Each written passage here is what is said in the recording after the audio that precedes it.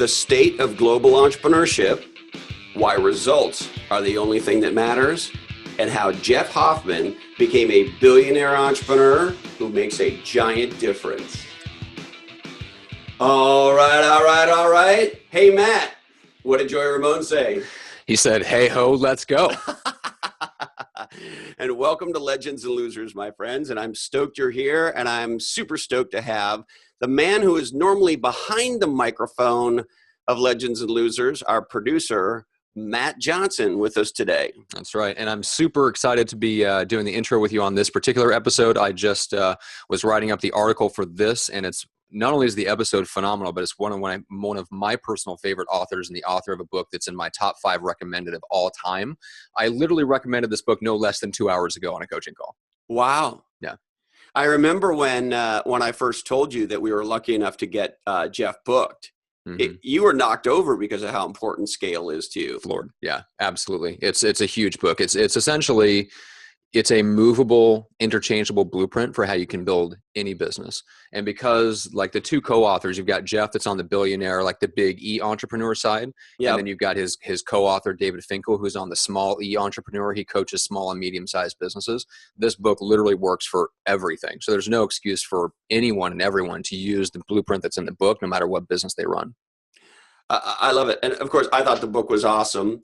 And I don't know, what's Jeff's co-author's name again? David Finkel. David Finkel. I haven't met David, but obviously I've met Jeff. And I met him through Tim Rode and all our friends at One Life Fully Lived. Yep. We did a big event on the East Coast in Philadelphia in the spring this year. Mm-hmm. And I was blown away by him, Matt. Yeah. Yeah, not surprising. I mean, this just going through the episode as I was on the back end, I personally took a whole page full of not just notes, but I mean, direct quotes. Jeff is one of those guys where when you listen to him, you realize that he speaks in an extremely condensed way, which a lot of extremely successful people do.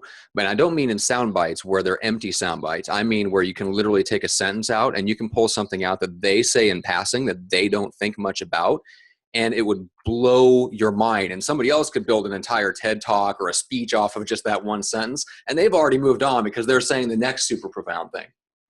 Yeah. And the thing I love about Jeff is he kind of sneaks up on you. Really? Yeah. When you meet him, he's a very humble guy. He's got a big smile, big sparkly eyes. And you just feel like you met like a long lost friend. Like when I met him, I felt like I'd known him for a long time already. Mm-hmm. And maybe because Timmy had told me some stuff, that was part of it. But a lot of it is him. He's just so fucking affable and easy to be with. Yeah. And he's fun and he's funny. And if you didn't know he was a really big billionaire ding dong, you wouldn't know he was a billionaire ding dong. Yeah. Yeah. Which is the reason why everyone should listen to this episode, because what he has to say is extremely important, but he's also one of those guys that can say it in a fun way. So that's actually enjoyable to listen to. And you get all the benefit without having to sort through horrible, dry, like it's not dry. He's not talking in jargon. Like this is not, he does not speak like someone that has spent 20 years teaching at, Harvard Business School. It's exactly. This is real world stuff, which is why I love what he says about why results matter, because it really gets to the heart of not only the mission of the show, but also just it's a massive finger to everything that's going on in the world right now in terms of prejudice and racism and just insane people saying stupid things. Entrepreneurship to Jeff, and I think we all agree with this, and hopefully more and more of the people that listen to the show come to agree with us on this, that entrepreneurship really is the answer. That teaching that skill set and that tool set, which is what Jeff Hoffman calls it, a tool set, teaching that to people, not only does it give them the tools to solve their own problems in their own countries, right where they're at in their own lives, but it gives them that tool set gives them the ability to change their world and gives us all something in common, right? The attitude that results are the only thing that matters eliminates prejudice, eliminates racism. Jeff has this great quote where he basically says, look, when I hire somebody, I don't see any of that stuff. Ethnicity, gender, age, whatever. I see contribution. What do you contribute to the bottom line of results?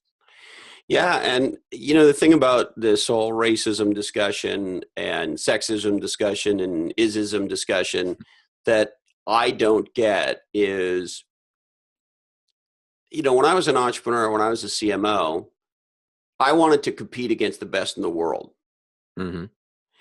And that's got nothing to do with, someone's gender or any of that, any of that stuff. Right. And so this sort of, I think what we're trying to get to is a meritocracy where we can compete on our merit. And I want to compete against the best. And frankly, as a competitor, I want to crush the best in the world. I'm not happy unless I know I'm beating the shit out of the best of the world, in business, of course. Exactly. Yeah. Yeah.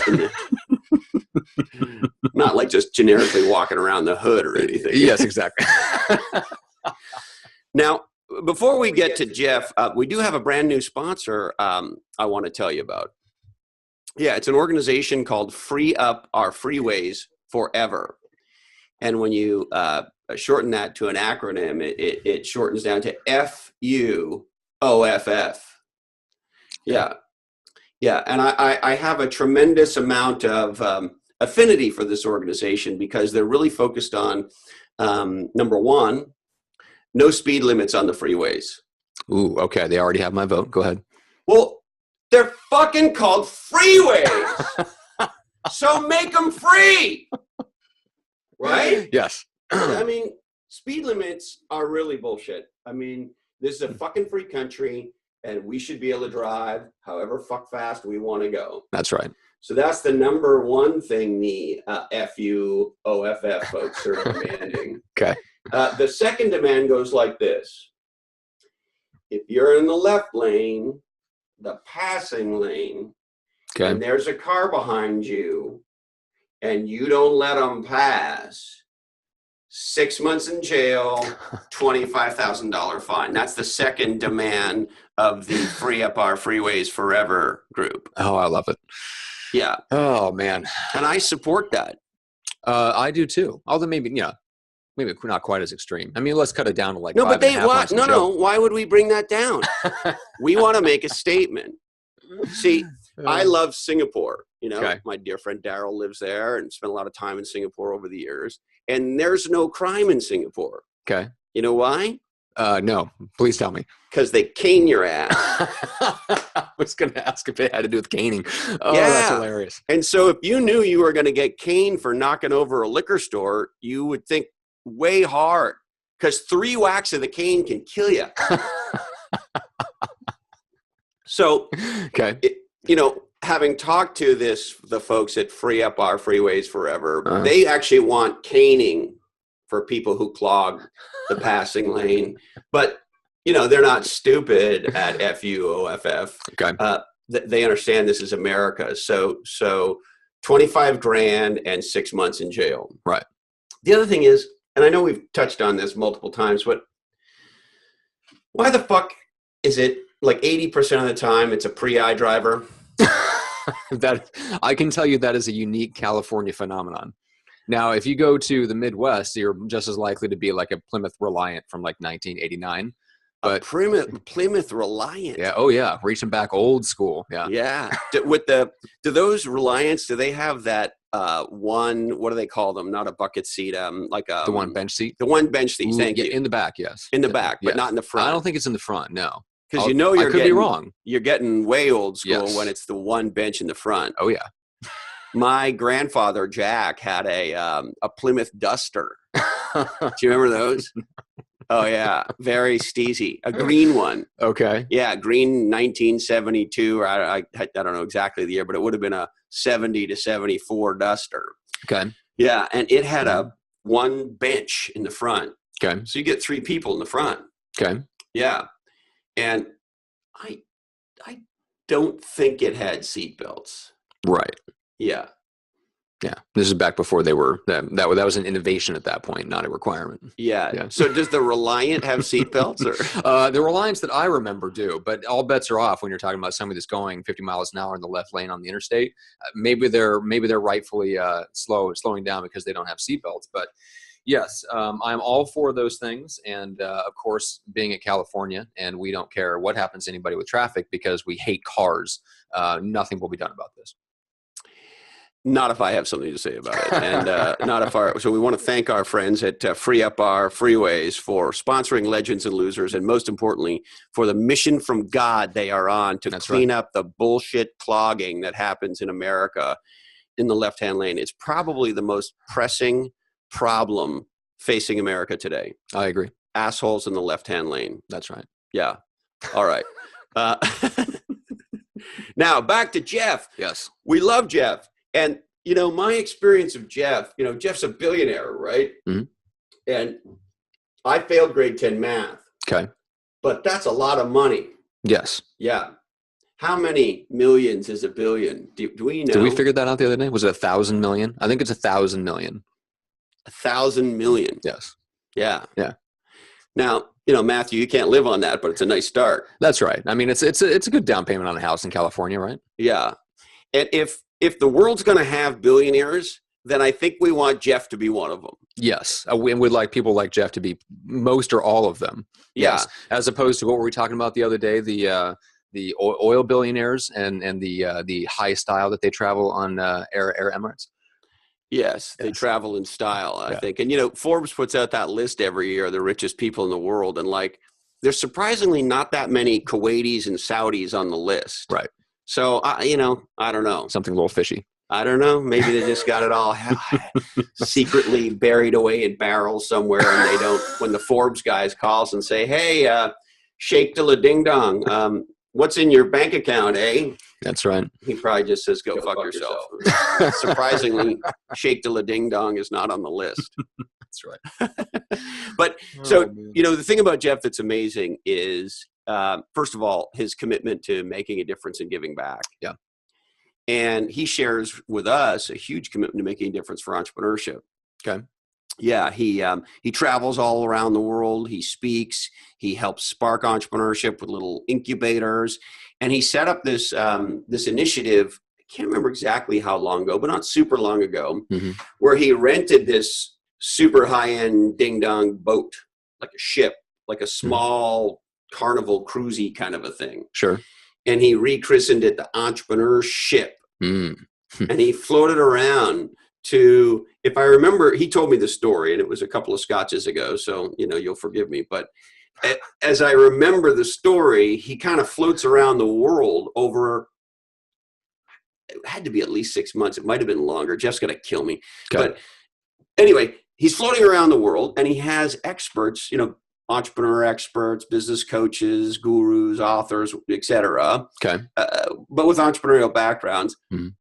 Going in and out of this boat, on and off this boat, as it floats around the world to all these various countries, and they lead these workshops, and they just try to spark entrepreneurship around the world. Yeah, it's incredible. I know that's something that it's, like I said, it's part of the heart of the mission of this show. And we may not be buying a yacht or a small cruise ship anytime soon and going around and doing workshops, but it's very much. You don't like the Legends and Losers canoe? I mean, come on. As a Canadian, we're very proud of the canoe, eh? Oh, my gosh. That's funny. Yeah. All right. We're going to have to do that. We're going to have to get a canoe surfboard up here. We have to get the matching Legends and Losers canoe with matching Legends and Losers paddles, and we'll just go right down the river, and we'll teach entrepreneurship. Oh, no, I was thinking we could paddle out in the Pacific Ocean. The Pacific Ocean? Yeah, okay. If Jeff's got the entrepreneurship, we could have the Legends and Losers canoe. Canoeing our way to legendary since 2017. That's right. Oh, my God, that's awesome. All right, you heard it here first. We're buying a canoe. All right, why don't you tell our legendary friends about the most awesome Jeff Hoffman? Yeah, so Jeff Hoffman is a successful entrepreneur, proven CEO, worldwide motivational speaker, published author, Hollywood film producer, and producer of a Grammy-winning jazz album. This is a Latin jazz album from a couple years ago. Now, I don't hate to interrupt you, so I'm going to. No, I know you're going to. So the guy's an entrepreneur, right? Yes. He's the co-founder of Priceline.com and all this great stuff, right? And what I love about Jeff, the other thing I love about him, other than his giant commitment to giving back and philanthropy, and of course the entrepreneurial, I think he's going to sponsor the Legends of the Losers canoe, actually. Oh, great. Yeah, but beyond that, and I think he and I talk about it a little bit in our dialogue. Okay. He's like a big kid.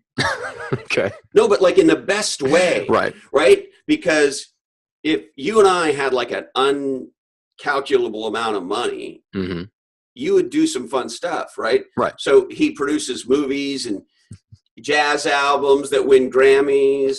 And I hate to steal your thunder, but I'm going to anyway. You know, he's done these tours and shit with Justin Timberlake. Right. You see that? See, he just got announced as the Super Bowl act for this coming up Super Bowl. Ooh, I'll yeah, look forward to that. It's a big thing because it's the first time. Oh, since the boob incident. Oh, yeah. Okay. Yeah. Well, I think it's fair to say if Justin Timberlake accidentally gets his shirt ripped off, we're not going to be offended. Yeah. The question is, will he be wearing a nipple ring? You remember that? Oh, no, not a nipple ring, a nipple medallion. Okay. Do you remember, no. Janet, when we had the boob malfunction where her, he tore her malfunction such that the boobie came out? Okay. You don't remember the big news about Janet's boobie? There was a medallion on it? Yes. Oh, no. How did I miss that? I don't know. Oh, I didn't. I think they called it we're going to have to Google this. I think it might have been a nipple medallion or a breast medallion or something. But she had this thing like around her boob. And you know what it looked like to me? Okay. You know those martial arts ninja guys? They have those like flying weapons and shit. Those like tiny, I don't know. I forget what they're called. We call it like a shuriken, a ninja, like a throwing star? Yeah. Like those ninja stars. Yeah. Okay. Yeah. It looked like sort that. of looks like that, but on her boob. Okay. Yeah, and I didn't know such boob jewelry existed. I was not aware of this. I understood nipple piercing, but Right. I didn't understand the like ninja medallion boob jewelry. Okay. Yeah. Well, while you look up what Google has to say about what that's called, I'm going to finish with Jeff's bio. In addition to doing all of that, he has founded multiple startups and the CEO of both public and private companies, as well as a number of well-known companies. We mentioned Priceline.com, but others include Ubid.com, Color Jar, and more. He serves on the board of Global Entrepreneurship Week and the Unreasonable Group. He's a frequent keynote speaker. We mentioned the book Scale, How-To Guide for Growing Your Business. And in addition to that, he's doing workshops. He's an advisor to the White House, the State Department, the United Nations, the Economic Growth Initiatives and Entrepreneurship. He's been on CNN, Bloomberg, CNBC, ABC. What do you say? DOGFART, FBI, KFC. I mean, KFC, IUD. Yeah. I mean, he's been on everything. Yeah. So, but now Jeff Hoffman is on Legends of the Losers. So, Jeff, what have you been up to? Continuing to travel the world and kind of test and prove the concept. If you want to make the world a better place, you unleash armies of entrepreneurs. And, when I met you and I heard you say things like that, I was like blown away because I thought, wow, that he believes all the same things I believe about entrepreneurship. So I guess I'll ask you, like, why is it you're so passionate that entrepreneurs are so important to our world? Well, let me tell you, Chris, I just came back from 2 different trips. Greece. The first went to Greece, and we did something called Disrupt Greece, where, Greece is a company with problems.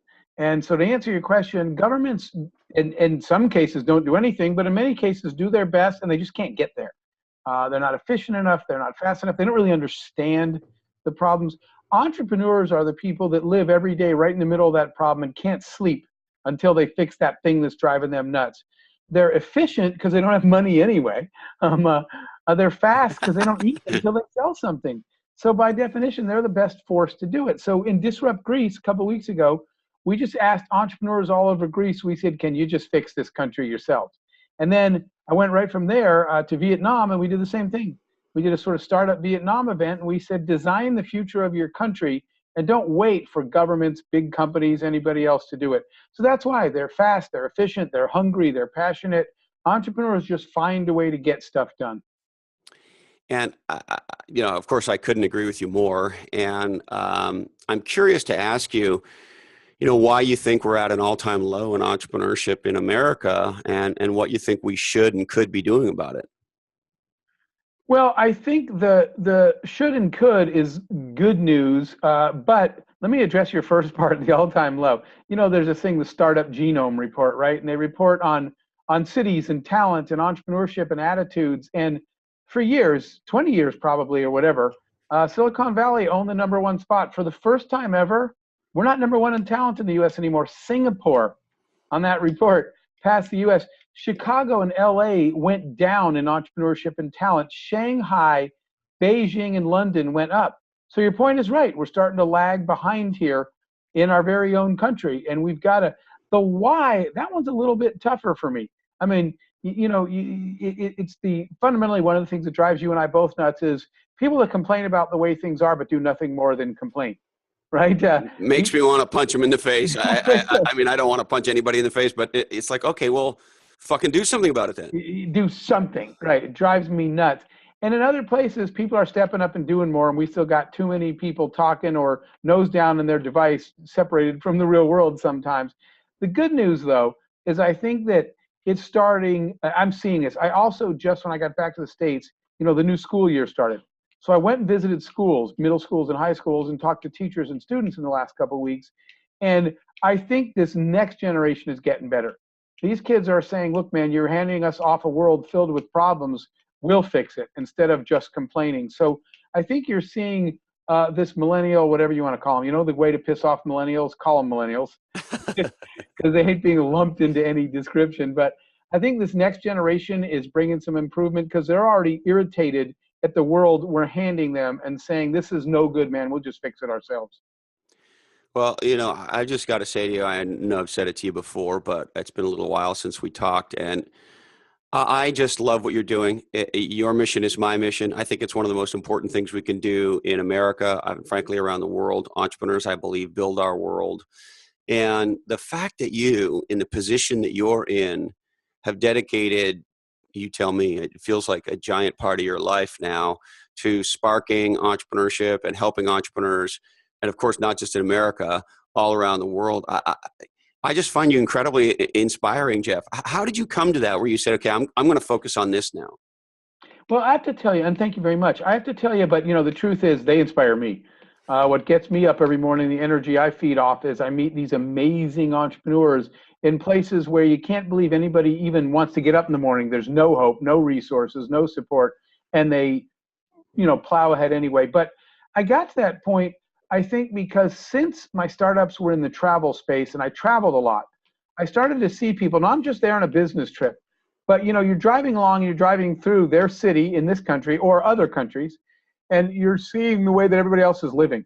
I'm walking through and saying, honestly, feeling a little bit bad sometimes. We're doing really well, and I see these people that just aren't. And it's hard to just keep driving by. And then I started to notice this other connection that the most productive, the kind of people that were affecting change every day, literally changing the world, were these entrepreneurs I was meeting. So I made a commitment to myself, basically. I said, look, I am going to give back by turning around, going back someday and trying to teach, I'll teach all these people how to help themselves. I literally think that entrepreneurship, Chris, is not the goal, it's the tool set. I get people now, you probably have this too, they'll call me and say, hey, Jeff, I'm an entrepreneur. And I say, okay, what does that mean? And they say, well, I have an office, I have a business card, I have a logo and a website. I was like, dude, you got everything but an actual idea. Then I see. Hey, how about revenue or customers and shit like that? Right? They think that entrepreneurship is the destination. And in truth, it's just a tool set, right? It's a set of skills you learn to be able to take things the way they are and change them in the way that you think they should be. So what I thought was, if I could, but I started on my own, I said, if I could teach as many people as possible the skill set and tool set of entrepreneurship before I die, maybe they could get themselves out of their own bad situation. So I sort of stopped the CEO thing in 2012 and said, I've been doing this for all the years since, said, I'm going to spend my time now giving back by trying to teach people how to help themselves. And the way to do that is to teach them the skill set of entrepreneurship. Man, do I ever love it. As you well know, I've dedicated the back half of my life to the same thing for, I think, the same reasons. And so, man, I just love what you're doing. Now, Jeff, you said something interesting as you sort of started that set of comments, before I die. Why would you start with before I die, I Well, want to make a difference in entrepreneurship? I tried to die a couple of weeks ago in Vietnam. I got food poisoning and wound up in a Vietnamese hospital. Um, What the so hell did you eat? that I still don't know. They called it fish sauce. What it actually was, who knows? Um, And but in what all, happened to you?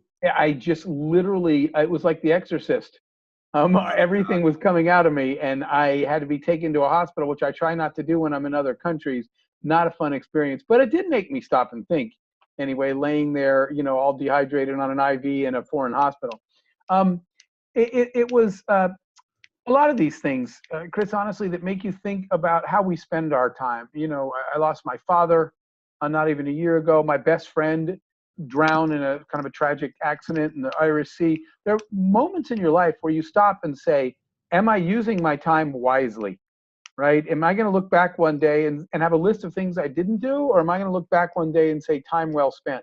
So one of the sort of, I don't know, legacy things and that was important to me was I said, I want to be able to look back one day and say, I helped people help themselves. I did something positive that impacted other people's lives. And the only thing I know how to do is teach the skill set of entrepreneurship. So that's why I said, and I'm going to be honest with you, man, this happened at my best friend's funeral when I heard people talking about him, and I was like, no, guys, that's So you not got true. sick at your best friend's funeral? No, No, I I'm got, sorry. So the two things aren't connected.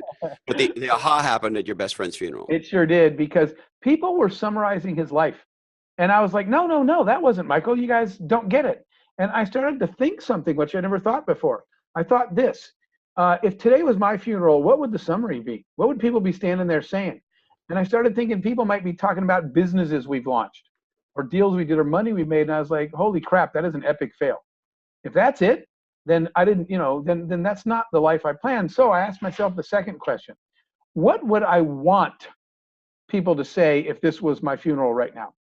And I wrote that list down, and I wanted to be able to say that I had made an impact on a lot of other people and a lot of other lives. And then I started realizing that I better get busy. So that's why I said, for whatever the rest of my time is here in this life, I want to spend as much of it as I can trying to teach people a skill set that will help them improve their lives. Oh, look, I'm going to say it a lot, and I don't mean to be corny or too much of a fanboy, but I don't give a shit. I fucking love it. I love it. I love you. Now, Jeff, The feeling is mutual from the second we met, buddy. isn't that funny? So Timmy had told me a lot about you, of course. And so, when you have a dear friend in common, it develops a kinship ahead of even meeting. Oh, no doubt. But people thought you and I were lifelong friends because the second we met, we were like brothers. And it's what you said. We have the same values and the same goals. I think it was that hotel lobby, right, in Philadelphia. Yeah. And I walked in and you were sitting there. And I, of course, knew exactly who you were. And yeah, it was exactly the same thing that happened to me with Tim Road. It's that famous, oh, for the love of God, Road Illusions, Lochhead, God, Richard Bach, that great Richard Bach quote where he said, rarely do people of the same family grow up under the same roof. And it was like, I know who you are, man. I recognize you. I walked away thinking, wait, why have we not met before today? Yeah. But good news is we fixed that. We're here, right? We're here. We And it's such a thrill for me to meet you and to feel like you were a kindred spirit. It's so cool. Now, I got to ask you as well, this summer has been a very tough summer to turn on the television or to fire up your web browser and watch the news with the acts of racism in the United States and violence and murder and the horrible attacks we've seen in Europe and in Asia. It just seems like, there have been plenty of times where you fire up the news and, at least for me, I want to scream and cry and sometimes do both. And the hatred in the United States and racism we saw this summer, and it's, been very much on my mind. And so I was trolling through your Twitter feed, as I'm apt to do from time to time, Jeff. And I noticed recently you tweeted, quote, travel is the fatal enemy of prejudice. Yes. And first of all, let me credit that quote, and that's my paraphrasing of it. It was Mark Twain that said that, and that's where I read it. And I read it as a child in a school book we had to read, and it never left my gut and my heart.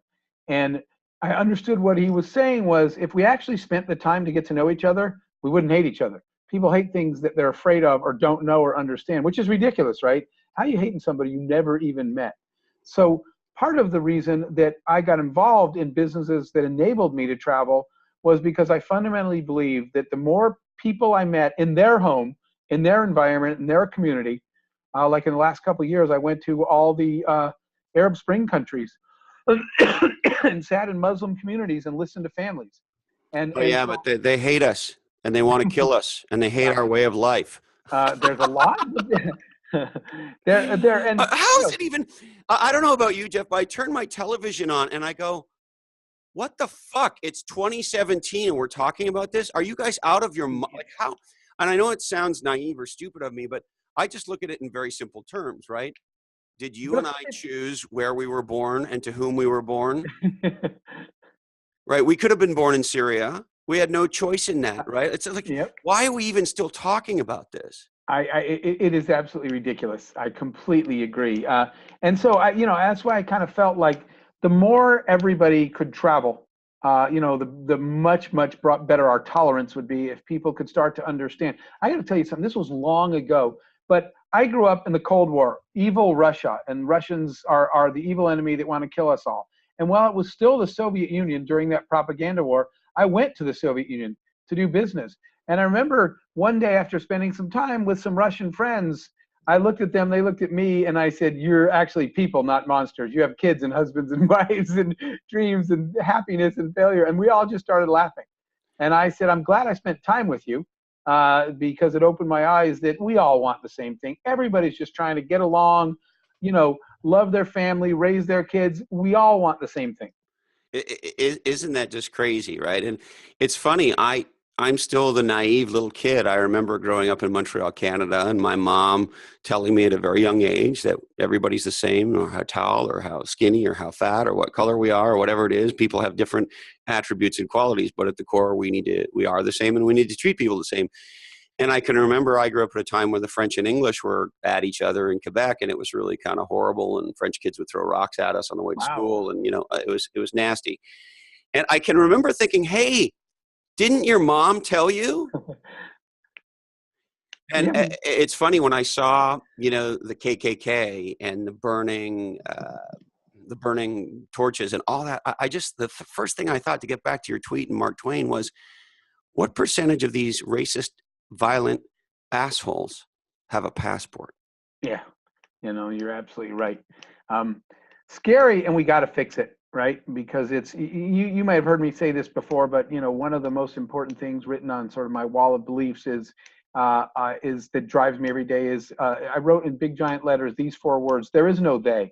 They don't fix stuff. They don't make it better. People watch that on TV and they say, "Man, they should do something." No, there is no they, man. It's you and I.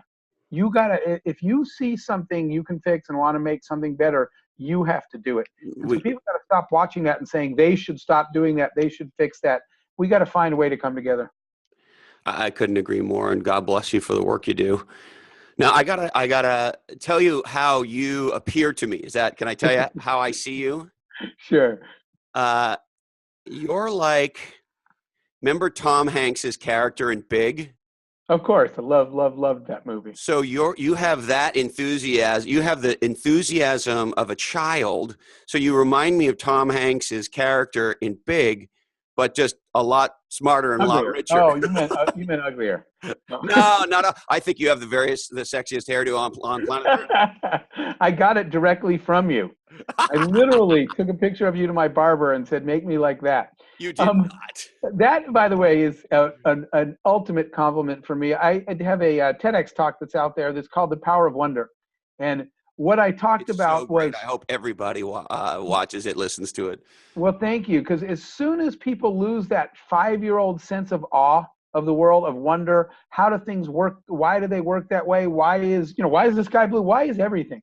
The sense that children have about wondering about everything, and by the way, being open to everything, right? When kids start, we did this experiment in a lot of countries where we said, watch this. We dropped a soccer ball, since that's the universal sport, on the street in many different countries. And you know what happens instantly? A soccer game appears out of nowhere. And you know what? The kids are every different color. And you know what else? They don't see anything wrong with that. We're just kids playing soccer. So it gets to a point later where somebody tells them you shouldn't play. I guess who tells them you shouldn't play with those other kids? But kids are fundamentally born with, with the acceptance gene, and we just screw it up somewhere along the way. So that childlike enthusiasm and acceptance, I think that's one of the most important characteristics that you can have. So thank you very much for saying that. I love it. No, and it just oozes out of you. And I remember the first time watching you on stage, and then having the incredible, insane pleasure of being on stage with you. And it's like, who is this guy? He's like a 5-year-old in terms of your enthusiasm. I mean, there's a lot of people who are in I'll call it the age bracket you and I are in, right? Who are very far from that, right? Apathetic and jaded and grumpy and pissed off. And listen, I have my grumpy old man moments, believe me. But it just oozes out of you. And then the incredible thing is, I don't know how many other people think this, but when somebody is as enthusiastic as you are and as bright-eyed and bushy-tailed, there's this flip side, and people say, well, maybe he's not that smart, because maybe if he really knew how shitty the world was, he wouldn't be anywhere near that happy, right? So you get on stage and you start sharing yourself, and it's like, okay, yeah, very impressive entrepreneur, of course, but he's like a big kid. And how smart can he be if he's a big kid? Maybe he just got hit by lightning, right? He's just this big kid who got really, really lucky or something. And then you start talking. And then for anybody who's read your book, Scale, holy shit. And you go, wait a minute. This guy is the 5-year-old in big, and he's got a gigantic IQ, and he's got this incredible and then like there's this moment when you're speaking in front of a group, Jeff, where the whole room kind of gets who you are. Like it kind of lands on them about, I don't know, in the first 10 minutes or so, you're on like, wow. And it goes from being just this jovial, fun, happy guy to like, ba-boom, the substance starts coming out of you. And that mix is incredibly unusual. Why is it you're that way, Jeff? Well, first of all, thank you very much. I really, really appreciate that. It's part of it is, when it's go time, you go. That's the entrepreneurial DNA, right? Is having the discipline to bear down on something until it's finished. I tell people this all the time. They come to me and they say, they have all these ideas. And I say, fine, get rid of all of them except one, the best one, and don't do anything else until that is finished. And I know it's a discipline problem, but one of the things that I have been blessed enough to be able to do is when it's go time, we get it done.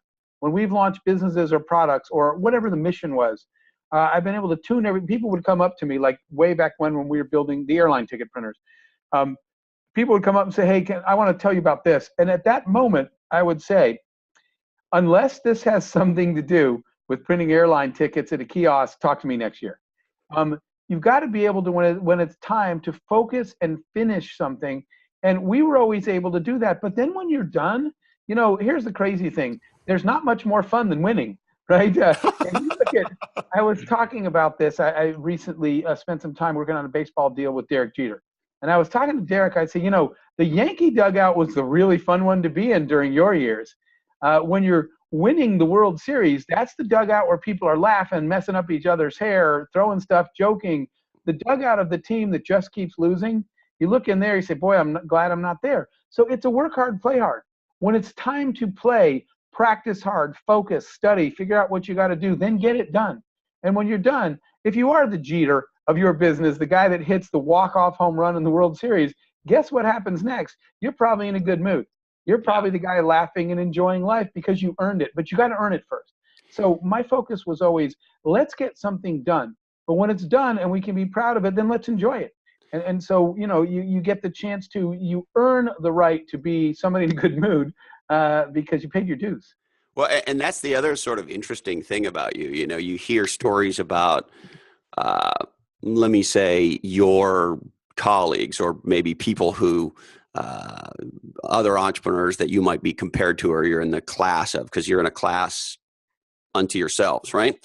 And so a lot of those folks come across, at least in the world, and even sometimes when you meet them, as these kind of Darth Vader-y characters, right? And it almost appears some of them cultivate that kind of a persona. They want to be these, lords over everything, these massive kings and stuff. And You're the opposite of that. You're just this affable, fun. I would even argue sometimes, playful, maybe a little goofy, but then all of a sudden, unexpectedly, like it's very clear, the old eye of the tiger, like you are a mofo about results. That is the only thing that matters, the results. In fact, as an entrepreneur, I always tell people, and that really brings us back a little bit to the conversation we were having earlier. When I have hired people, I never see race, ethnicity, gender, age, any of those things. I see one and only one thing: contribution. If you generate results, I don't care if you're tall, thin, black, white, male, female, Muslim, Christian, none of that matters. It matters, what is your contribution to whatever you're involved in life, to the human race ultimately, but what is your contribution to the business you're involved in? And people that generate results, that's the thing you judge. That's why I would always tell my people, I'm not counting vacation days and sick days, because if you're gone all the time, you'll have no results. If you're generating results, then you earn your day off. So yes, very, very results focused, and I've always been that way. But again, you might as well enjoy it along the way, because life is short. And so how do you have this jovial, enthusiastic spirit of a kid, as opposed to, these other folks in your, if I could call it, league, who are known as these Darth Vaders, and people would be terrified to meet them. And why is it you didn't become a Darth Vader, Jeff? I think it's like you said, the teachings of your mother about accepting everybody. I think that has a lot to do with it, the way that you were raised. But part of it also is, there's two kinds of role models. The one we think of, and then there's people that serve as what you don't want to be when you grow up. They're Right. a role model. They're just the negative kind. I have witnessed that behavior. I did an event with some peers, but I did an event that was with, I won't name any of them, like probably the top 5 names in Silicon Valley. And a couple of them said things like, we were an event where their whole goal was to inspire young entrepreneurs. And one of them turned and said, I don't want any of these people addressing me directly. They can write down their questions and security can bring them to me. I will I said, oh my God, you've got to be kidding me. I said, we flew all the way here to help these people. And he said, well, I don't want them talking to me directly. And I was stunned. This is one of the biggest names in Silicon Valley. And I looked at that. So when those moments remind you, make sure you never behave in that way. So unfortunately, I've seen enough bad role models to remind me what I don't want to be when I grow up. It's interesting, Jeff. We just had extreme big wave surfer turned eco-environmental athlete, or entrepreneur rather, Jeff Denham on Legends and Losers.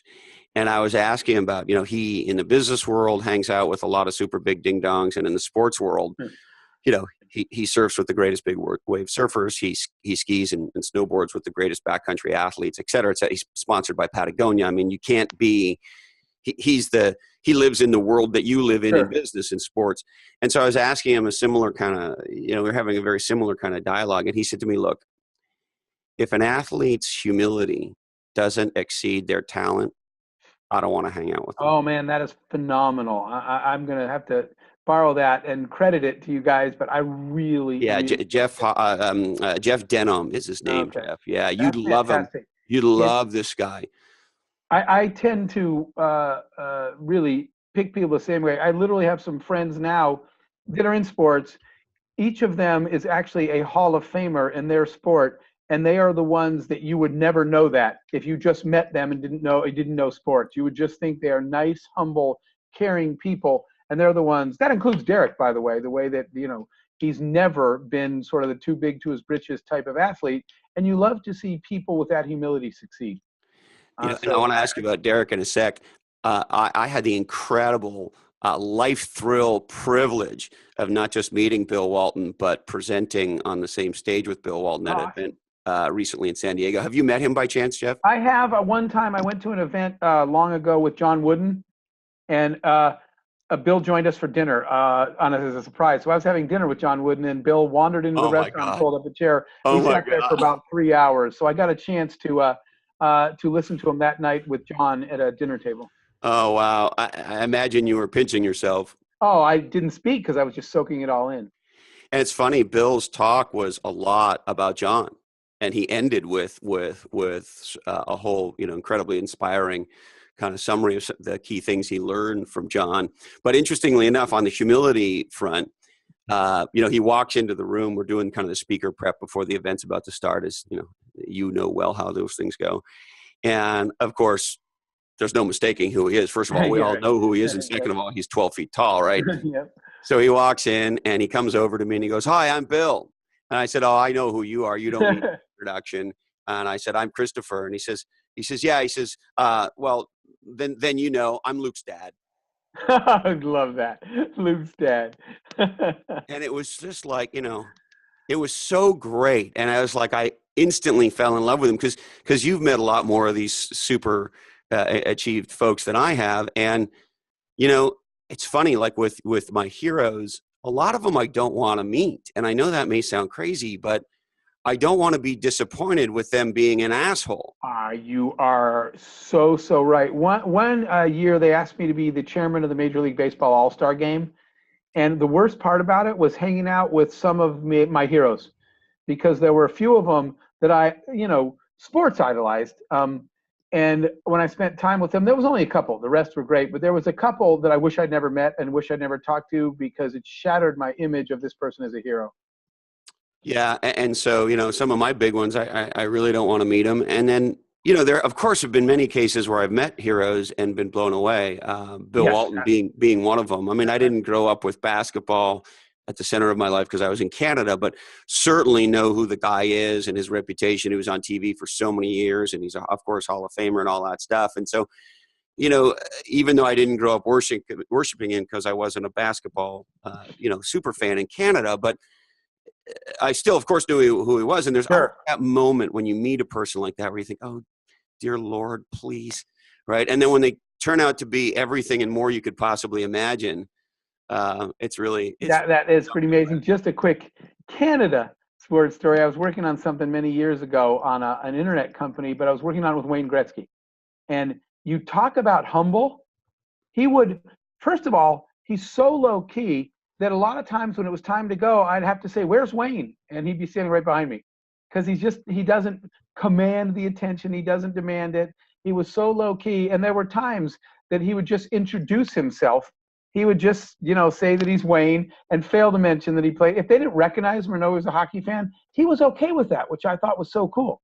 He wouldn't say, "Do you not know who I am?" or "I played hockey," or everything. He would just say, "Hi, I'm Wayne." And then he would just stand there. And I'd have to lean over and whisper, "He plays hockey," because some of the people didn't know who he was.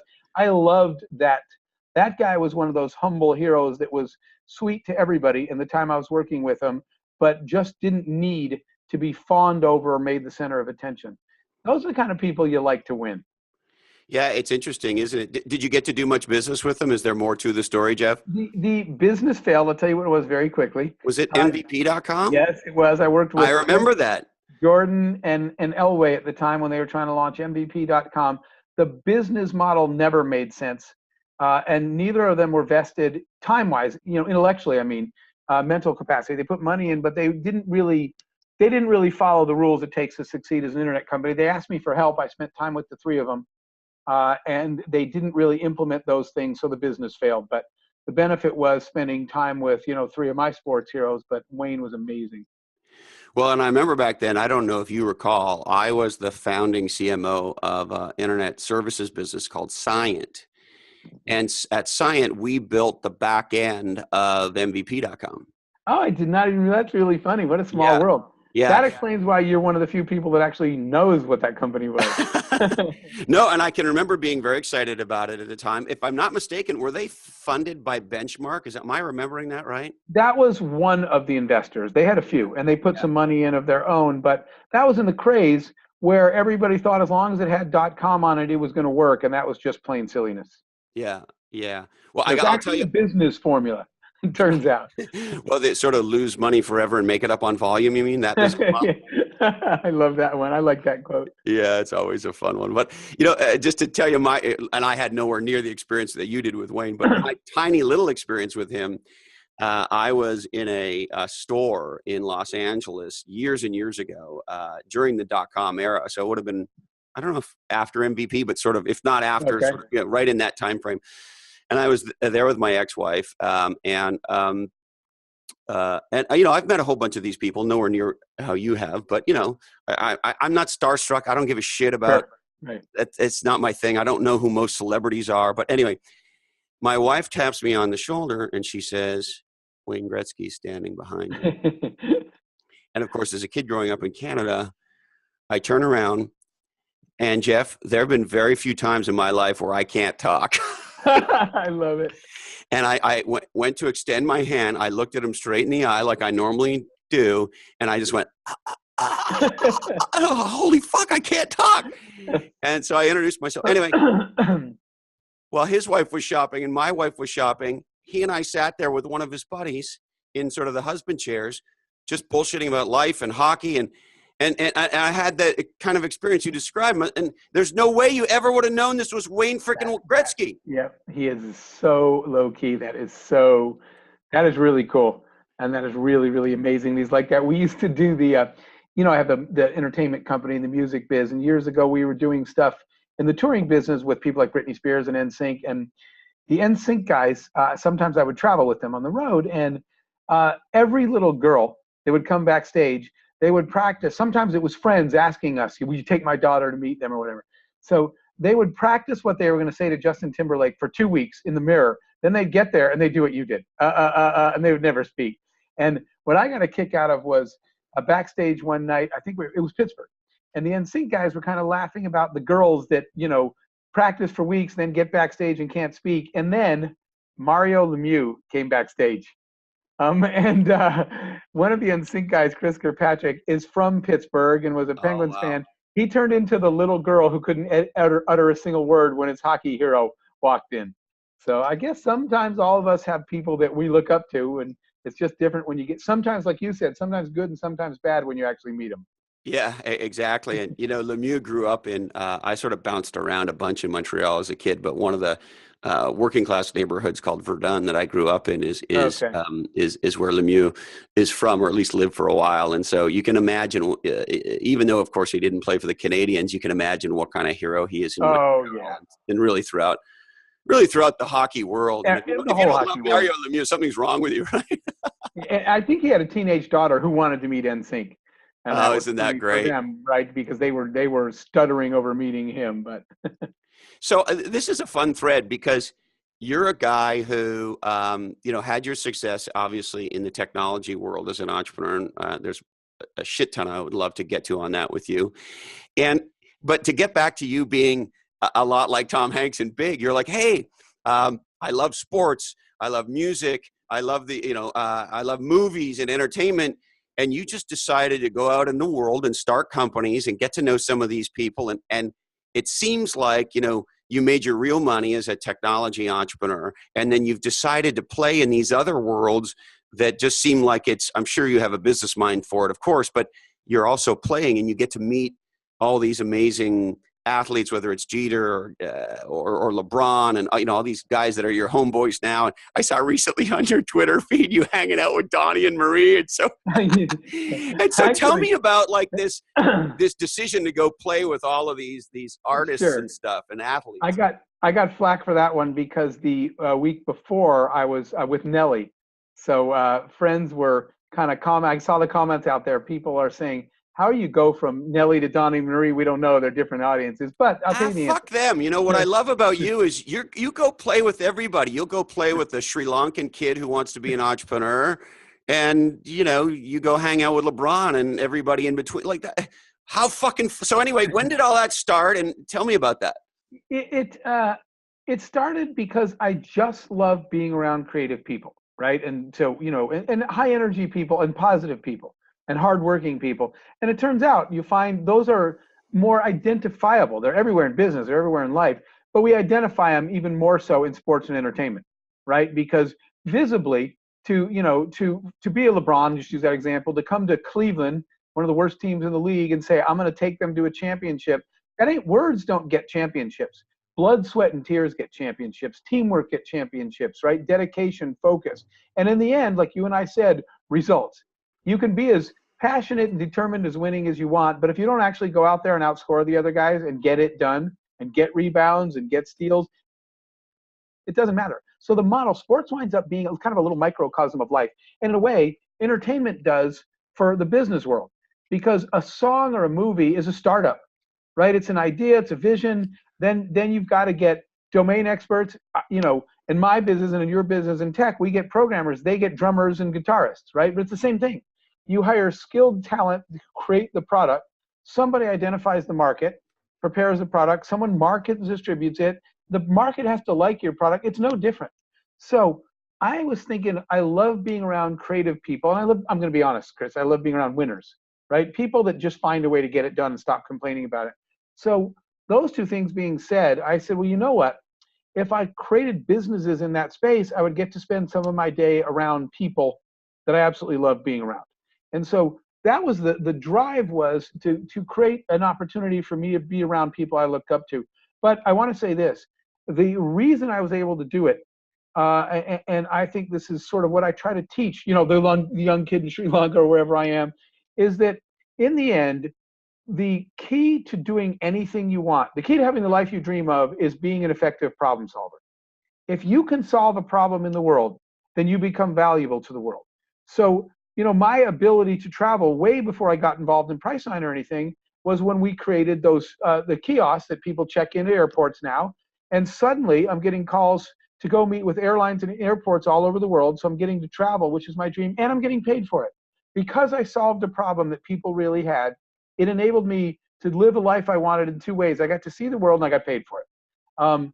So that is the same approach when I went to, and it's the same sort of focus. Here was what I said. I would love to be around people like those people, whether it's a LeBron or Donnie Marie or Nelly or whatever. And I said, the only way that's going to happen is if I become valuable to them in some way that they want me around. And the only way I'm going to do that is by solving a problem in their industry that needs solving. So every time I've started a company, I said, where's my niche? Where's a problem I can solve that those people in the industry you want to be around need solved? If you start a company, product or service that solves a problem, you become valuable to those people and suddenly they're calling you.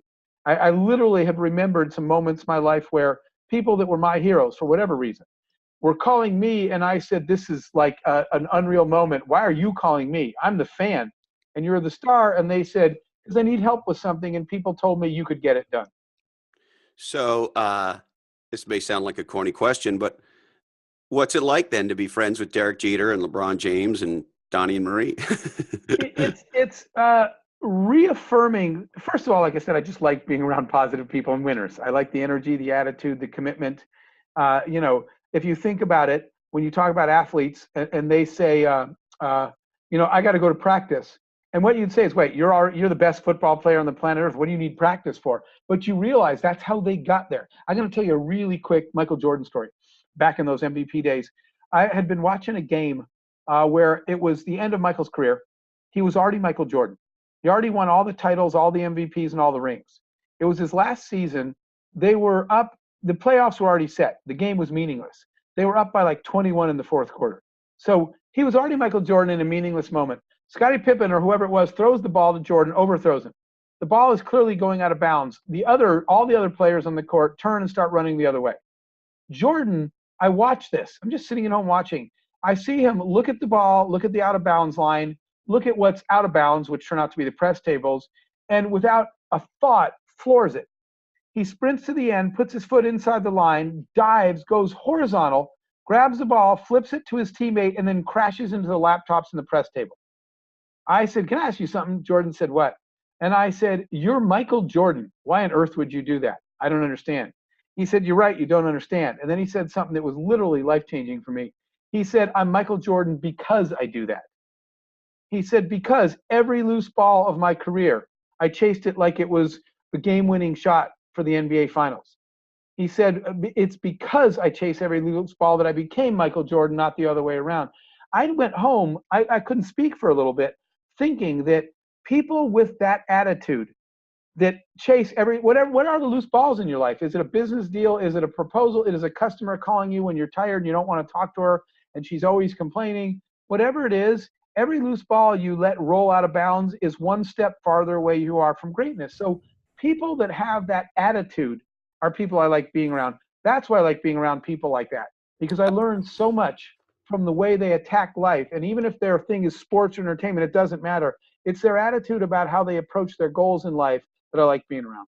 I love it. And are you going to write a book about all the things that you've learned from all these legendary people, Jeff? Well, the book that I want to, well, yeah, but the book, I'm going to change that from legendary to inspirational. I'm going to tell you why.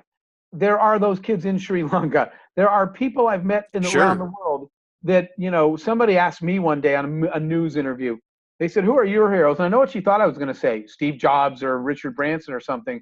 I said, it's the person you've never heard of. It's the young girl in South Africa who lives in a village where she gets literally threats. This is a real person, death threats, because she wants to be a CEO. She gets ridiculed because she started a company. And that girl has no support, no hope, no help, and she gets up every day and does it again anyway. So yeah, I would love to write a book about the heroes I've met, whether they're at the top of their game or whether they're somebody no one's ever heard of yet, but they're impacting lives. Fantastic. The other thing that strikes me in this conversation, do you by chance know former 49er turned venture capitalist Brent Jones? No, I've talked to Steve Young before because he's also in that VC space, and I know of Brent, but I don't know Brent. So Steve and Brent were best friends and roommates for a lot of those years, those Super Bowl winning years. Brent was on three of the three Super Bowl winning Yeah, teams. sure know who he is. Anyway, as you well know, there are very few Super Bowl champion athletes who turn into legendary VCs. Oh, Anyway, absolutely. you would love Brent Jones. I think he's everything that's good about pretty much everything. And so next time you're planning to be in the Bay Area, let me know, and I would love to introduce you to Brent because the two I of you would be absolute magic together. I would absolutely love to meet him. That would be fantastic. So let's maybe dive into you. You were recently trying to get some stuff done with Derek Jeter. Do you want to tell me a little bit about what was up with Derek? Yeah, so we've been working for a while. There's no deal done yet, but we've been working for a while on trying to buy the Miami Marlins. And we put a team together, some associates of his, some friends of mine, to try to do that. Sports, because I love sports. Owning a sports team has always been not a dream, not something I'm dying to do, but it's always. And I have some friends that own sports teams, but it's always been an interest.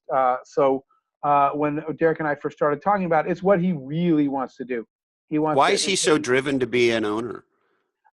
This is something, Chris, that'll blow you away. I wouldn't have known it until Derek told me that there has never been an African American, a black owner of a baseball team, and there's never been a former player who owned a baseball team. Derek would be the first African American and former player to ever own a team. Obviously, I checked that with baseball and the commissioner when we talked to them, but that's amazing. So part And of it, those two things are true. I had no idea yeah, about that. absolutely. So part of it is it's aspirational and inspirational for him to get there, to inspire a lot of other people. And second, he just wants to have an impact on the game, and the way the game interacts with fans and the way the game inspires children. Those things matter to him, which I think is really cool. And and I don't want to ask you anything uncomfortable, but it sounds like there's still more work to do to see if you can make that dream happen with the Yeah, there's Marlins. no deal done yet. It's big and it's complicated, so it's all still in the works. Still, and how did you get involved so much with baseball? Just I love all sports pretty much, and I'm around them a lot. And I think probably one of my personal fortes. There's a massive list of things I suck at, but branding and marketing is one that I'm good at. So, MLB had come Really? to MLB had come to me years ago. That's how I wound up chairing the All-Star game, and said, "Oh, we want to work on the brand of baseball and expand it to more people and market it to more people in a different way." And that's sort of how I got involved in the business side. But I just, like I said, I like sports because it's a microcosm of life. So I'm pretty equal on all sports. For example, we're doing another fun, like you mentioned, Brent and Steve, that we'll be announcing soon, that I'm doing with former, well, soon to be Hall of Famer Ray Lewis, who played for Baltimore. Ray and I are working with a team to put a business fund together to invest, especially in inner cities. So again, it's not that they're athletes. That's coincidence. It's that they're people that work hard, focus, and generate results. That's what I like. That's so fun. Now, if we could maybe go to your ticket business, and I don't know if most people, because I think most people when they hear about you, they immediately go to Priceline, don't they? Is that sort of where most people start? Yeah, that's obviously the most high-profile thing that I was part of. But I started, for me, that was the fifth startup I was involved in. I'd been doing it for quite a bit before that. And when I found out, Jeff, that when we go to an airport and we put in our driver's license or our Southwest number or whatever it is, our identification, and it spits out a ticket for us, that's you. Yeah, we pioneered that back when you just had to stand in a line at an airport. So we were in the lab saying, we're going to fix this one, right? Like I said before, it's all about solve some problem. And by the way, solve some problem that somebody will pay you to solve. That's what drove me crazy during the internet days. All these, like you said, all these people were giving everything away and losing money and said, we'll figure it out later. And I kept thinking, or you could just do something that people value and will pay you for. So now in the kiosk business, that one of the things I find fascinating about that is, on the surface, it looks like a very hard industry to break into. And one of the things we talk about in our book, Play Bigger, is that category kings kind of create an ecosystem around them, which you absolutely did. But in order to make this work, you've got to get a conglomerate or a consortium, or you tell me how to think of it, of airlines and airports to standardize on this kiosk technology, or it sort of doesn't work. Right? No, that's absolutely right. And that is much harder than we thought going in. Well, it sounds really fucking hard. And so as an entrepreneur with a big dream saying, hey, standing in these lines seems stupid. What if we had a magical little kiosk here that could just print our tickets? It's a great insight. It's a great aha. But how do you get airlines and government run airports and so forth? How did you do that, Jeff? How do you go from insight to like, boom, you're the category king of that space? You hit the other part, because not only, not only is the interface difficult, but now all of a sudden you're in this world of IT security and no one wants you in the back end of an airport or an airline system. Not even close, right? Oh, yes, just give us your APIs and we'll integrate with that. We'll be happy to hook you up to our live inventory, pal. That was very, very tough. So there are two ways, two vehicles you can drive through that opening. One of them is straight up money. You literally have to be putting a bag of money on the table, which we could do. And the reason was because you have to come in with the spreadsheet saying, here is literally the cost, right? If you work hard enough, you can get this data. And what you can't get, you can estimate close enough. And you go in and say, this is what it is costing you to staff the airport with all these people that all they do is look at someone's driver's license and then hit print and hand them a boarding card. So we laid out the left side of the equation. This is what you're spending today. Then we said, if you bought all these kiosks, this would be the cost tomorrow. So that was literally saying, would you like me to leave this bag of money on your table, or do you want me to just go home and stop bothering you? So you just built a very compelling argument around the economics. It says, in the book, Play Bigger, we call it from twos, right? It costs you this, and it could be costing you that. Don't be stupid. Yes, and then I love that you call them from twos, because the mistake that a lot of people make is thinking they already know that.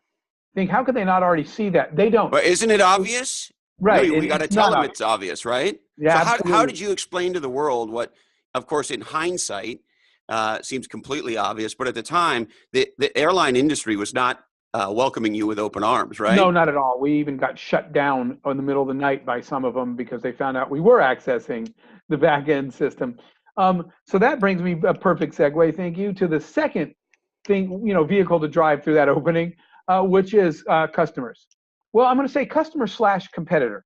So all you need to get, when you get one, in every industry, somebody's in fourth place and falling, making up the fourth place, it doesn't matter. Somebody's behind and failing and needs to take a risk. So even though what you want to do is start with the American, Deltas, and Uniteds of your industry, they have no interest in you. You're a little gnat and you're risky and you're bothering them. So meanwhile, there's the TWA who's dying. And somewhere in every industry, there's some last place competitor that says, I might as well try this because otherwise I'm going to lose anyway. When you get somebody to give you a pilot, then what you can do is now you start to build customer demand. So you tell your customers, I can't get to American Airlines, but if I can get customers that love this thing to every chance they get to tell American Airlines, you need to put one of these things in or I'm going to start using another airline, right? When customers start demanding, you've got to have one of these. And when competitors do, that changes everything. So what we discovered was that we had a lot of airlines that weren't buying from us because it was smart. They were buying because they said, wait, that airline got it? And we said, yeah, we just signed with them. And they said, well, we can't be the only airline without it. We'll take one. So you just need to knock the first pin over to bowl a strike. If you hit the right pin and with the ball right on the head, you'll actually knock all the pins down. So that was the other thing. We got customers talking about it, and then we got a competitor using it, and that's when they paid attention to us. It's so interesting. I get asked the question a lot, how do we make a category tip, right? How do we go from those early customers to like a big new space? And what you just said is the key, right? And the analogy in my head is the Discovery Channel or the Nat Geo special on penguins. You see all the penguins on the iceberg, and they're all just standing there looking cute. And then all of a sudden, the big Mac Daddy penguin decides it's time to jump in, and all the rest of them go. Blah, blah, blah, blah, blah. Yeah. Like, okay, so we need to get a couple of the Mac Daddies into the water, and then all the other penguins are going to jump, right? We better go. Yep. That is a wonderful visual. And there's a lot of people, Jeff. You look at that kiosk business, and I think, frankly, Priceline is very similar in this regard because you're actually doing more than a startup, more than designing a category. You're mobilizing an industry around a completely new paradigm. And I think a lot of people look at that and go, well, that's the kind of thing that, IBM does or GE does, or, pick your Fortune 500 company. The startups can't show up and mobilize the entire industry, create a whole new standard and have everybody adopt it. That's not GE does that. It's not, Jeff and his band of pirates. And so many people think that, and that's why they don't try. But again, if everybody thought that, there'd be no Uber, right? There'd be no Airbnb, because those were startups that came in and said, we are gonna change a paradigm in industry and introduce something new. Uber's a great example of it. So luckily, everybody doesn't think that way, but most people do. And the truth is, here's some other good news. Once you start the process, if you have already solved the solution, acquisitions happen a lot. I don't think a lot of people realize this. Google buys the equivalent of one company a week because they buy, last year I think it was 52 companies, or 53. So that's like buying a company every Friday. So if you solve the problem and you start that snowball rolling downhill, frequently they'll look and say, well, those people have already built it, let's just buy it. So even if you don't get to finish it because the big guys show up, if you're the one that shows how to solve it, there's a lot of success stories that came out of just getting it done while the big companies were still in meetings discussing it. You've already built the solution. That agility and speed to market counts. Absolutely. And your comments also bring up an interesting point. How do you, I'm just going to say it, one of the most legendary founder entrepreneurs and I would say category designers in the tech business, how do you decide, hey, we're going to sell this company versus absolutely not, we're going public and do what you did, for example, at Priceline? I think that decision for everybody is a very multi-dimensional equation, because in one of the sort of myths of entrepreneurship is people thinking that their startup, whatever business they have, has to last the rest of their life. I get people that are saying, it's been going good for 7 years, but now this competition's coming in, are we going to keep up? Actually, you don't necessarily have to. If you're at that point and somebody makes you an offer and you could sell it, go do something else. Go start another one. Go solve another problem. So the thinking that every company has to be a company that can last forever is just not, for you as the founder, is just not an accurate thing. And I think I think the real answer to your question is at the beginning is understanding. I ask people all the time, why are you doing this? What is your goal? And I had one guy say, I'm just trying to get out of debt and get my house, whatever it is, right? And if that's what it is, and you're at a point where somebody offers you enough money to do that, you could say, well, if I kept this company 10 more years, it would be even more. Say, right, but you hit the goal. It's not a bad thing to say, this company served its purpose and its time. I will sell it now because this is what I was trying to get to, and go do another thing. So I guess my answer is it's very individual, but you won't know if you've never asked the question in advance, why am I doing this and what am I trying to get to? So that when I get there, I can look up and say, hey, I got where I was trying to go at this moment in my life, and it's okay to do something different now. It's so interesting to hear you say that, because one of the many unique things I notice about you, Jeff, is I think many of us men can have very limited, if you will, definitions of self. That is to say, somebody who's retired and is doing different things in life. I talk to other guys and they say, I just can't really retire. And you unpack it with them. And what you end up hearing is, my identity is so deeply tied to being a CEO or an entrepreneur or an investment banker or whatever label category thing they have in their head about themselves. And so part of the reason why they A, can't do something different, or B, retire, or whatever other things might be, is literally they don't know what to fucking say at a cocktail party. And so I guess my question is, you're this guy that seems to have this incredibly broad self-definition. I mean, and so how do you think about yourself for yourself, so to speak? Well, I have to tell you, that all changed. I had the same worries when I got to the point where I said, I think I'm done with the CEO thing. And so whether it was the R word, retire or not, I wondered the same thing, because I do see that with a lot of people that lose themselves because that was their identity, that CEO role or that company, whatever. But I think part of it is, I guess, really understanding what fulfills you, which I didn't know then.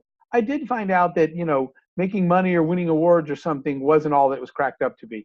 I'm not saying those things were bad, but, there was a point where I said, so that's it. That's literally the reason everybody's honking at each other in traffic just to get here, because it wasn't as fulfilling as I thought it was going to be.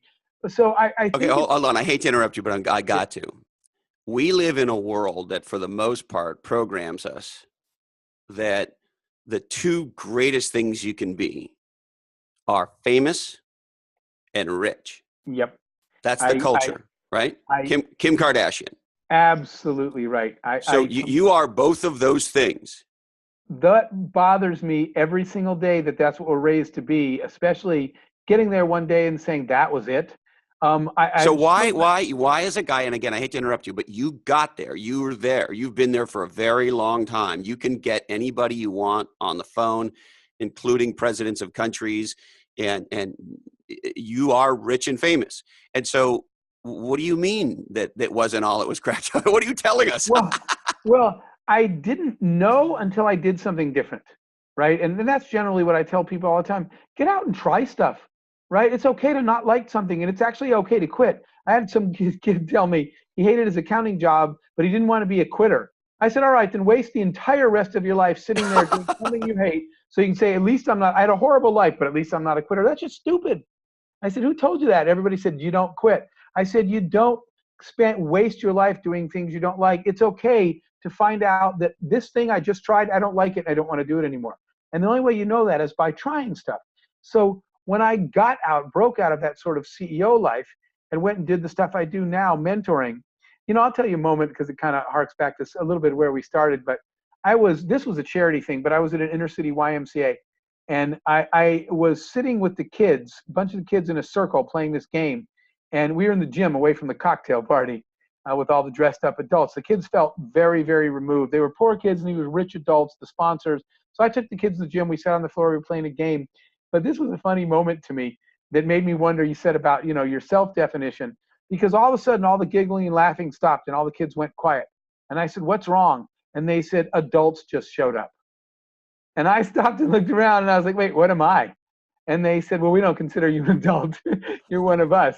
And I was like, okay, this is one of the coolest moments of my life. And I don't know what caused this. So I started thinking about what environments, what activities, what moments make me actually feel like I'm doing something that matters to me.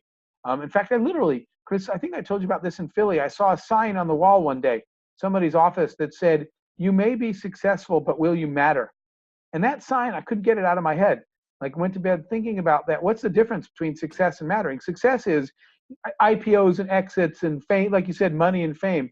But mattering is there some kid out there that'll come up to you, some person out there that comes up and says, my life is better because you were in it. The first time that happened, and I will never forget it because it was a girl named Wendy, somebody I mentored and helped. And this had nothing to do with money. She didn't ask me for that. This had to do with guidance, advice, and mentoring. And she wrote me a letter, a handwritten letter. And the handwritten letter said, this was my life before, this is my life now. Hated my life before, loved my life now. And the bridge between those two things was your time and guidance. And the feeling that gave me changed everything. I said, this is what I want to be able to do with the rest of my life. This makes me feel like I actually matter. So that was my definition between difference between successful and matter. I was already successful, but all of a sudden I matter. And that's because I mattered to somebody because I made a difference in their life. You know, I'm so fascinated by how and why someone like you comes to this. And it may sound obvious to some, but having lived in Silicon Valley for the better part of 20 years, and now I'm not quite in it, but I'm close in Santa Cruz, so close enough, but far enough, so to speak. I had this experience a little while ago, Jeff, and I of course, I'm not going to talk about who it was because it's completely inappropriate. But this guy's an entrepreneur, legendary entrepreneur. You would know who he is. Went public, had a great outcome, ended up selling his company, multi-billion-dollar outcome, huge premium on the stock after he sold the company after going public.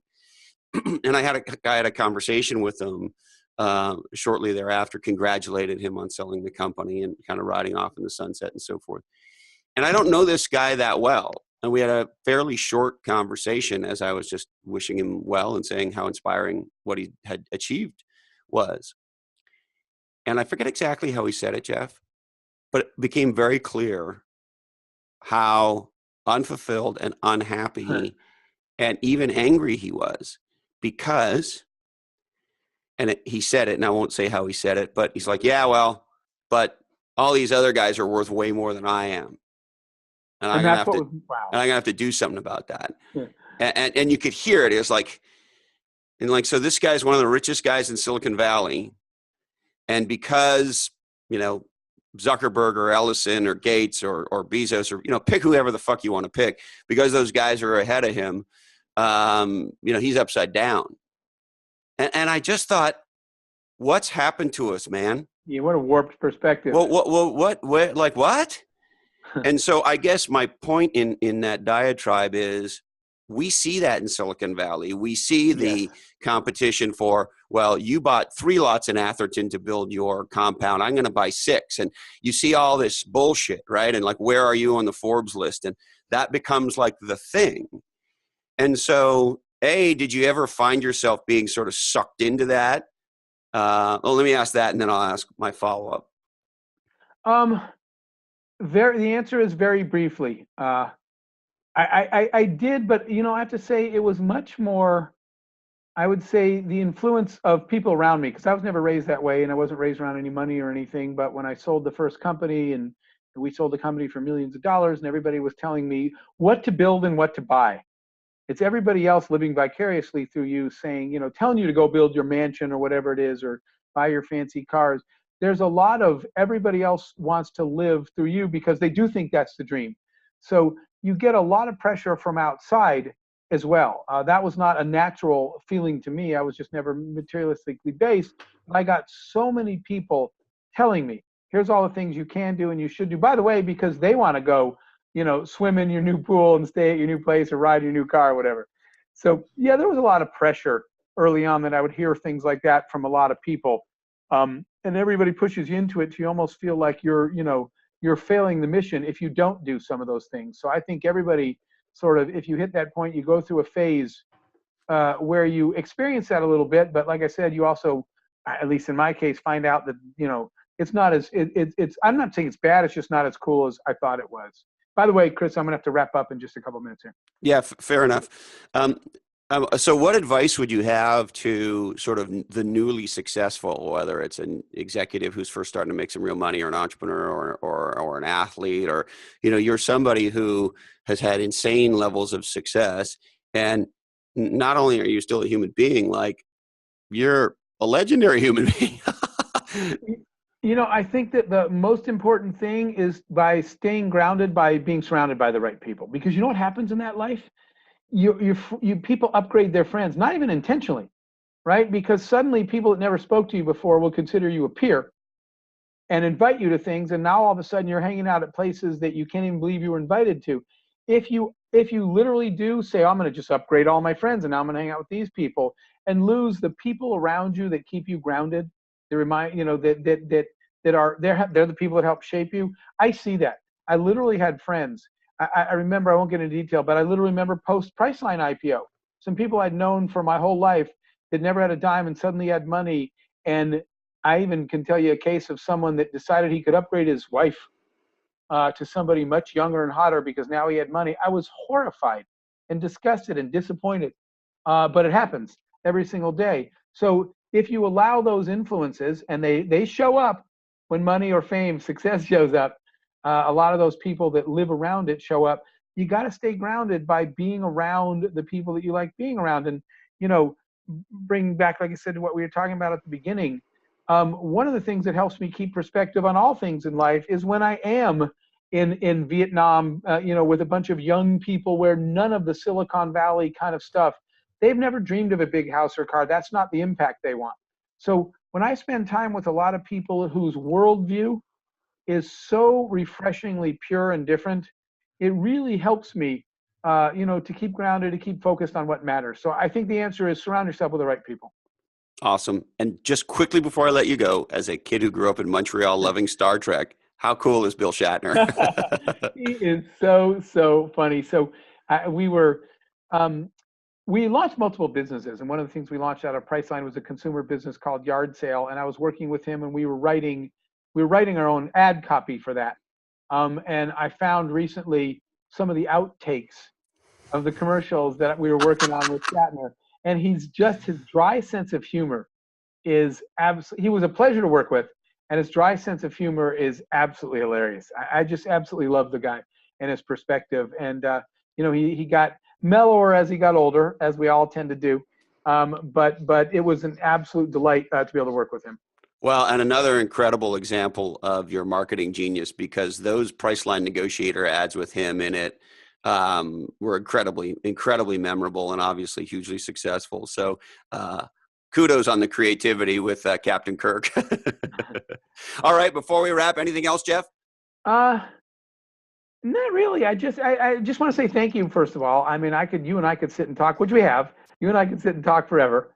I remember that just going to that restaurant in Philly, we had the wait staff giving us their phone numbers because they are telling us whatever the two of us were doing, they want to be part of it. That was just a special moment for me, because in the end, that's all that, like we just saying, all that really matters is what impact are you having on other people? It's great that you're successful for yourself, and I'm not pretending I didn't appreciate that. But it's even cooler when you start to impact people around you through your own whatever involvement, success, commitment, mentoring, whatever. So I just liked that when you and I were together, that whole restaurant was kind of in our table and lit up on it. And I can't wait to do that with you again, my friend.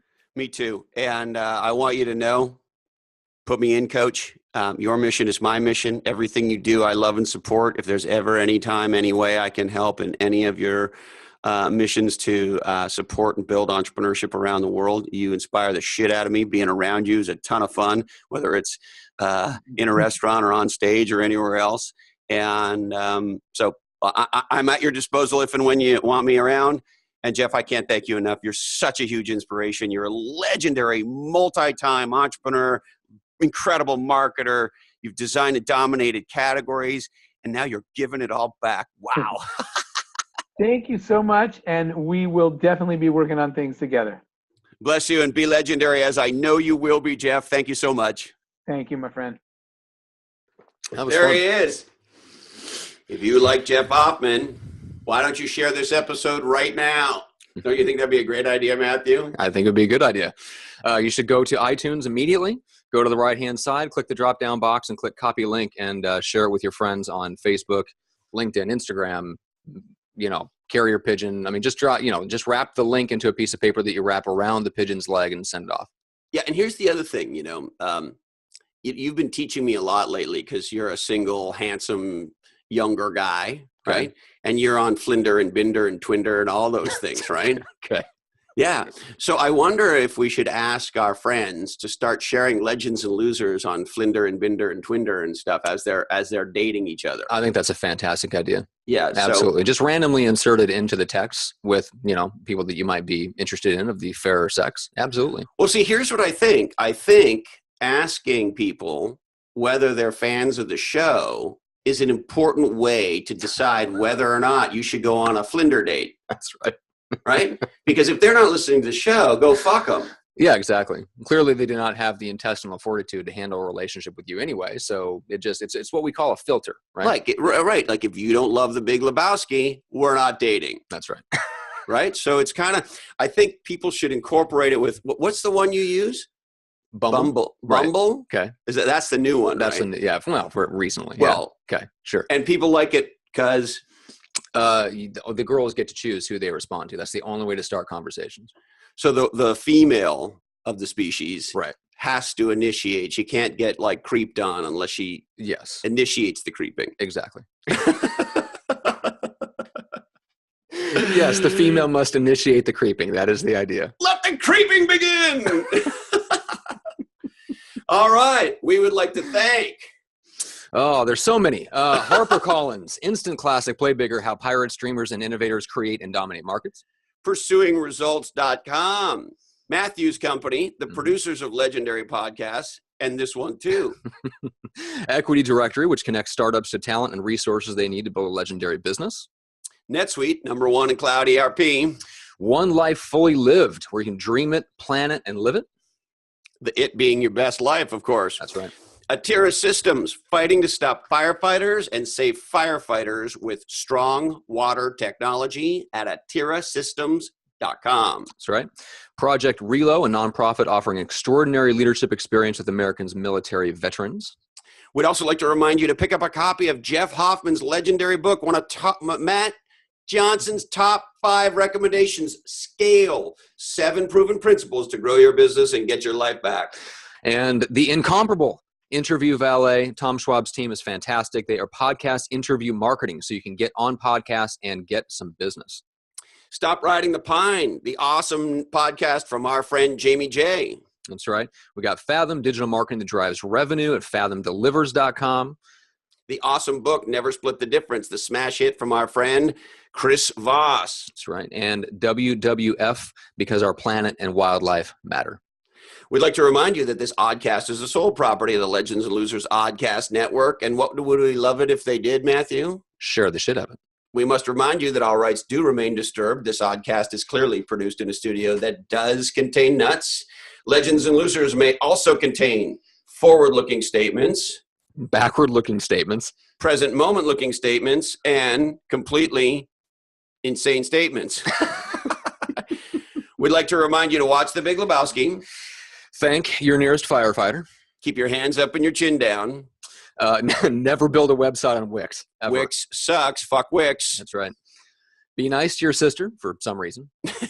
I have 2 of them, so hey guys. Be nice. And if you haven't changed your mind lately, how do you know you have one? That's right. Never reach a conclusion, as we know from Bix Bixen, because the conclusion is when you stop thinking. Thank you, Dandy Candy. We love you. That's right.